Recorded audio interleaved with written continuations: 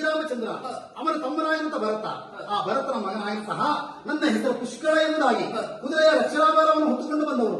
ಕುದುರೆಯನ್ನು ಬಿಟ್ಟದೆ ಹೌದಾದ್ರೆ ಆಯಿತು, ಇಲ್ಲವಾದ ಸರಿಯಾದ ಶಿಕ್ಷೆ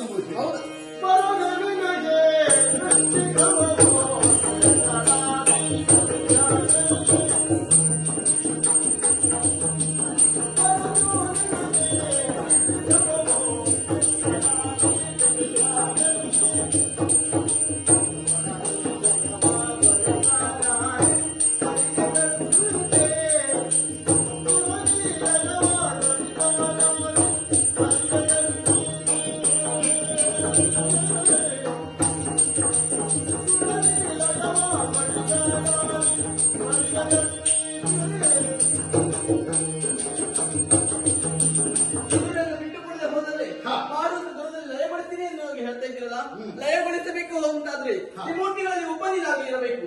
ಅದಲ್ಲ ಅಂತಾದ್ರೆ ತ್ರಿಮೂರ್ತಿಗಳ ಸಹಕಾರವನ್ನು ಇರಬೇಕು. ಹೋಗಿ ಪಡೆದುಕೊಳ್ಳುವ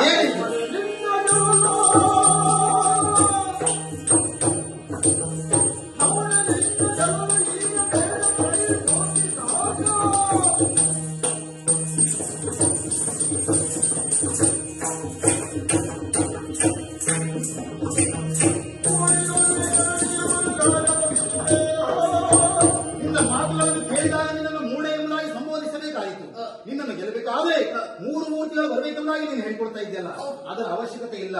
ಸಂದರ್ಭಕ್ಕೆ ಸರಿಯಾಗಿ ಮೂರು ಮೂರ್ತಿಗಳು ಆಗುವಂತಹ ಯೋಗ್ಯತೆ ಪುಷ್ಕಳಿಗೆ ಉಂಟು.